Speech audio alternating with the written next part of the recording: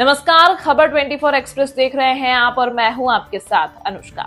भारत के चुनाव आयोग द्वारा महाराष्ट्र में विधानसभा चुनावों की घोषणा के बाद महायुति सरकार ने पिछले 2 वर्षों में अपने प्रमुख कार्यों का ब्यौरा दिया, जिसमें बुनियादी ढांचा परियोजनाओं, मुख्यमंत्री मांझी लड़की बहन योजना जैसी कल्याणकारी योजनाओं, सिंचाई परियोजनाओं और किसानों के लिए प्रोत्साहनों पर विशेष ध्यान दिया गया है। महाराष्ट्र के उप मुख्यमंत्री ने विपक्ष को घेरते हुए कहा कि वो अपनी फर्जी कहानी फैलाते हैं और विकास में रोड़ा डालने का काम करते हैं। फडणवीस ने कहा कि सरकार का ध्यान सभी समुदायों तक पहुंचने पर है। उन्होंने कहा, हमने प्रत्येक समुदाय को न्याय दिलाने की कोशिश की है। यह रिपोर्ट महाराष्ट्र के लोगों के जीवन में हमारे द्वारा लाए गए बदलाव को दर्शाती है। उन्होंने कहा, आज 2.5 करोड़ महिलाओं को मुख्यमंत्री मांझी लड़की बहन योजना की किश्तें दी गई। इससे विपक्ष में भ्रम की स्थिति पैदा हो गई है, जिसने हमारे बारे में अफवाहें फैलाने की कोशिश की।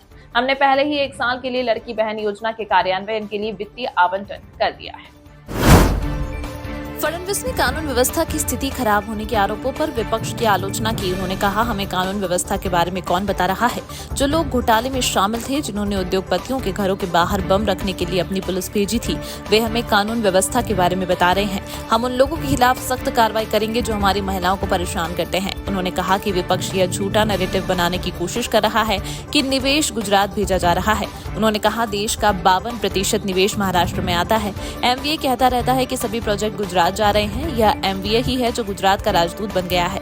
मैं आपको आंकड़ों के साथ बता सकता हूं कि महाराष्ट्र आगे है।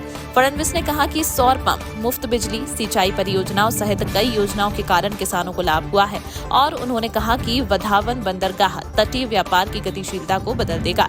फडणवीस ने कहा कि हम बुनियादी ढांचे में नंबर 1 हैं। अटल सेतु, तटीय सड़क, मेट्रो ट्रेन, समृद्धि राजमार्ग, मिसिंग लिंक परियोजना, ऐसी कई परियोजनाएं हैं जिन्हें प्राथमिकता के आधार पर पूरा किया जा रहा है।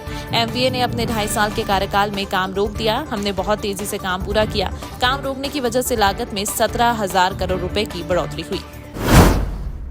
यह खबर आपको कैसी लगी, हमें कमेंट करके अपनी राय जरूर दें। साथ ही इसी तरह की खबरों को देखने के लिए हमारे चैनल खबर 24 एक्सप्रेस को भी सब्सक्राइब करें। धन्यवाद।